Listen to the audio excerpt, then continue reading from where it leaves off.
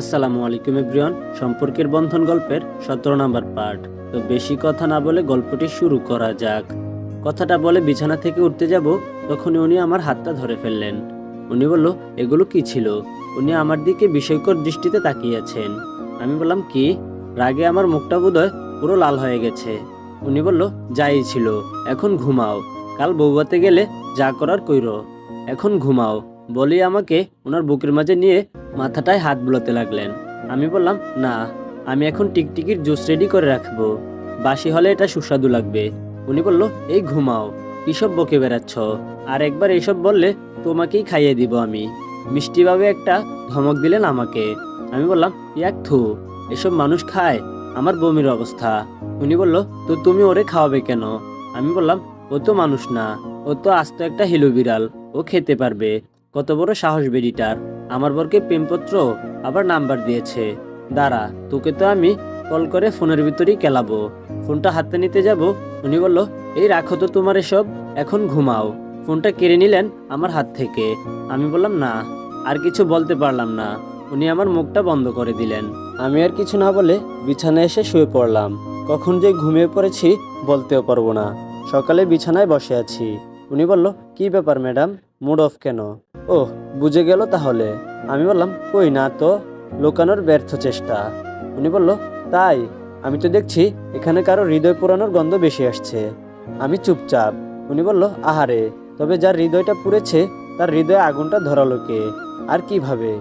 বেটা আমায় নিয়ে অনেক মজা নিচ্ছে। আমি বললাম, আপনার খুব ভালো লাগে তাই না?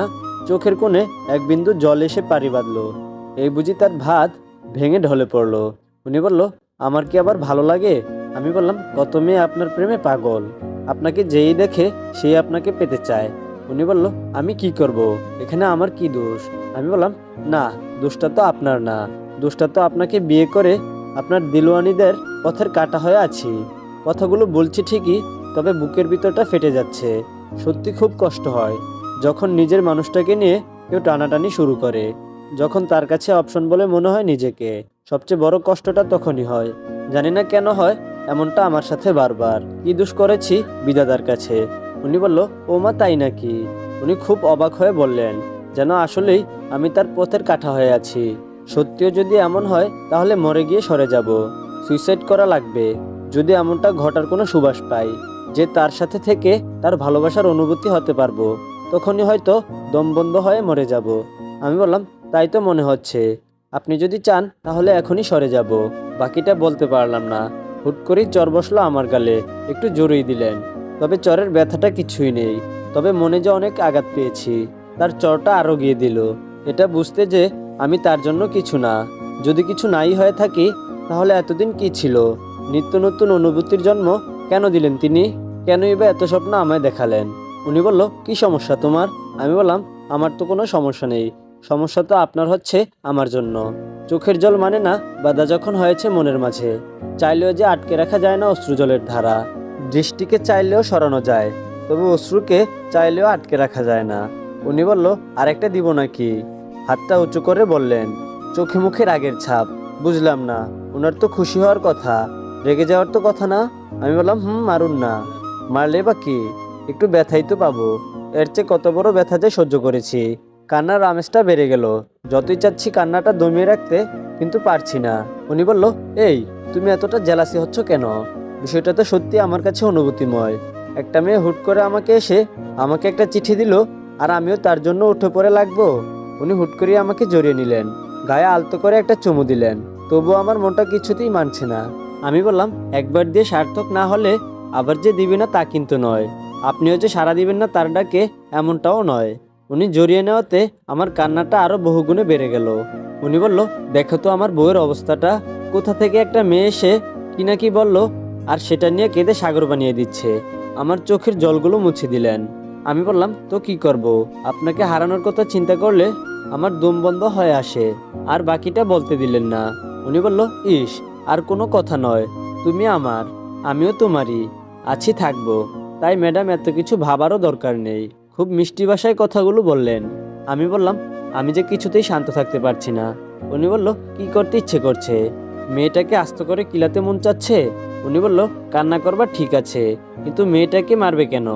আমি বললাম, ওই মেয়ের কত বড় সাহস আমার বরকে প্রেমের পত্র দেয়। তখন যদি নগদে বুঝতে পারতাম এমন কিছু লেখা ছিল, তাহলে তখনই তাকে রামদুলাই দিতাম। আমার কান্নার মাঝে রাগের চাপ সৃষ্টি হলো। উনি বলল, থাক, যা হওয়ার হয়েছে, এখন এত কিছু ভেবে লাভ নেই, একটু রেস্ট নাও, কিছুক্ষণ পর বৌবাতে যেতে হবে।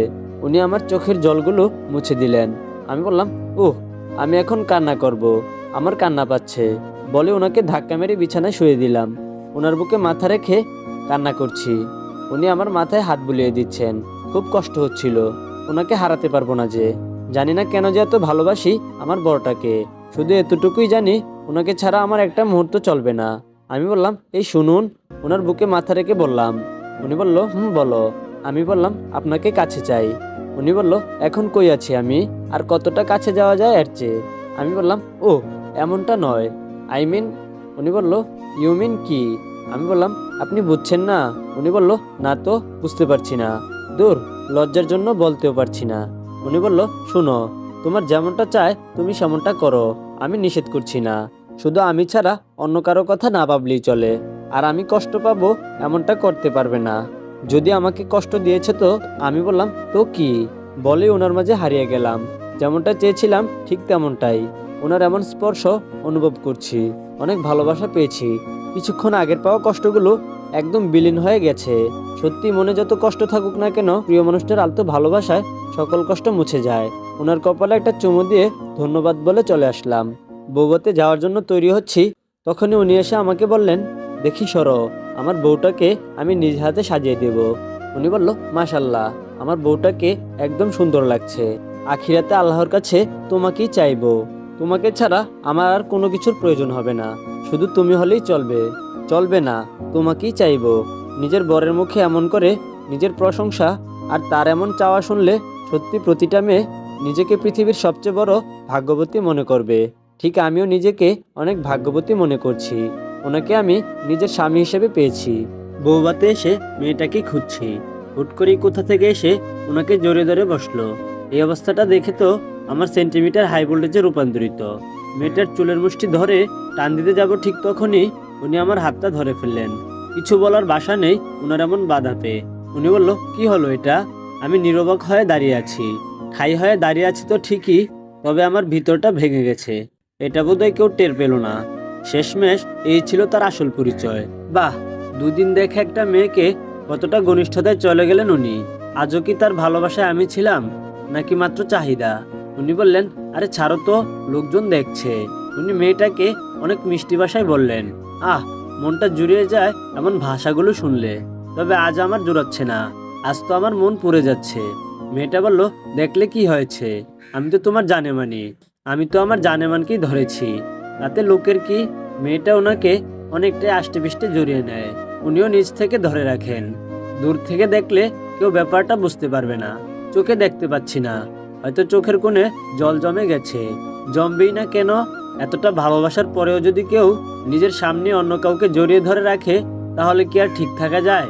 উনি বলল, আরে ছাড়ো তো। খুব যত্ন সহকারে মেয়েটাকে ছাড়িয়ে নিলেন। নিজের কাছ থেকে হয়তো তিনি বুঝতে পেরেছেন যে আমি এখানে উপস্থিত আছি। আমি উপস্থিত এতক্ষণ বোধহয় ওনার জানা ছিল না। মেয়েটা বলল, আচ্ছা জান, তোমাকে কি এই মেয়েটার চিঠি দিয়েছিল? ও মাগো, কি টুরুলাভ। উনি বলল, হ্যাঁ দিয়েছিল তো। আমি কিছু বলতে যাব, তার আগেই উনি চোখ দিয়ে ইশারা করে বুঝিয়ে দিলেন কিছু বলতে না। আচ্ছা, এখনকার মেয়েরা কি মডার্ন বলতে এটা কি বোঝায় যে বিয়ের আগে যাকে তাকে জড়িয়ে ধরা, বেপরদায় নিজেকে সবার সামনে তুলে ধরা? যদিও মেয়েটাও খুব শালীন বোরকা পরে আছে, সাথে হিজাবও। মেয়েটা বলল, মেয়েটা কে গো, সারাক্ষণ তোমার পিছে লেগে থাকে? বাহ, আমি নাকি তার পেছনে লেগে থাকি? উনি বলল, কেউ না। গতকাল তুমি যে চিঠিটা দিয়েছিলে আমি তো জানতাম না, জানতো তো সে, তাই তার মাধ্যমে তোমাকে খুঁজতেছিলাম, কিন্তু তার আগেই তুমি আমাকে। বাহ, এখন আমি তার কেউ না। মেয়েটা বলল, তাই নাকি? কিন্তু তুমি তো আমাকে খোঁজা লাগতো না, আমি তোমাকে খুঁজে নিতাম ভালোবাসার টানে। পৃথিবীর যে কোণেই থাকো না কেন, আমি আমার ভালোবাসা দিয়ে তোমাকে ঠিকই খুঁজে নিতাম। একে আর দরকার পড়তো তোমায়? বাহ, আমি এতটাই তুচ্ছ এদের প্রেমলীলার মাঝে, নিজেকে আর ধরে রাখতে পারছি না। খুব কষ্ট হচ্ছে এদের এমন প্রেমলীলা দেখে। ওনার বারণে কিছু বলতেও পারছি না। আর দাঁড়িয়ে না থেকে দৌড়ে চলে এলাম একদম নির্জনে। কান্না পাচ্ছে খুব, কেঁদেই চলছি। উনি বোধহয় মেয়েটার সাথে প্রাইভেট টাইম স্পেন্ড করছে। পৃথিবীর কোনো মানুষই সহ্য করতে পারে না তার ভালোবাসার মানুষ যখন অন্য কারোর সাথে এমন আসক্ত থাকে। আমিও তো মানুষ, আমি কি করে সহ্য করি? তাও নিজের চোখে সব দেখে, নিজের কানে তাদের প্রেমলীলা শুনে। আবার আমি কাল নিজের হাতে ওনাকে প্রেমপত্র শুনিয়েছি তাকে। বাহ, কত মহান আমি! নিজের বরকে প্রেম করার জন্য তাকে কতটা হেল্প করলাম। উনি এক কোনায় দাঁড়িয়ে দিব্যি মেয়েটার সাথে হেসে কথা বলছে। আর কখনো দেখিনি ওনাকে এমনভাবে হাসতে। ওনার হাসি দেখে মনে হচ্ছে উনি নতুন করে প্রাণ ফিরে পেয়েছে। আমি কি তাহলে এতদিন তাকে অস্বস্তিতে রেখেছিলাম, যার কারণে ওনাকে এমন করে হাসতে দেখিনি? আহ, কতটা সুখী ভেবেছিলাম নিজেকে এখানে আসার আগ পর্যন্ত। কতটা ভাগ্যবতী মনে হচ্ছিল নিজেকে। কিন্তু আমার সকল কিছু মনে হওয়া এক মিনিটেই শেষ হয়ে গেল। মনের সকল ভালোবাসা এক মুহূর্তেই শেষ হয়ে গেল। আমার মনে থাকা যত ভালোবাসা ওনার জন্য ছিল সব তো হয়ে গেল ঘৃণার পরিণতি। এখানে আর থাকতে ইচ্ছে করছে না। অনিককে কল দিয়ে বললাম আমাকে বাড়ি নিয়ে যাওয়ার ব্যবস্থা করতে। যাওয়ার আগে ওনাকে এক নজর দেখে যাই। বিয়েবাড়ির এক কোণে উনি, আর মেয়েটার সাথে একজন পুরুষ আছে। ওনার থেকে দূরত্ব বজায় রেখে। পুরুষ বলতে ওনার বয়সী, তার কোলে একটা বেবিও আছে। ওনাকে মেসেজ লিখলাম, বাই, আমি বাড়ি যাচ্ছি।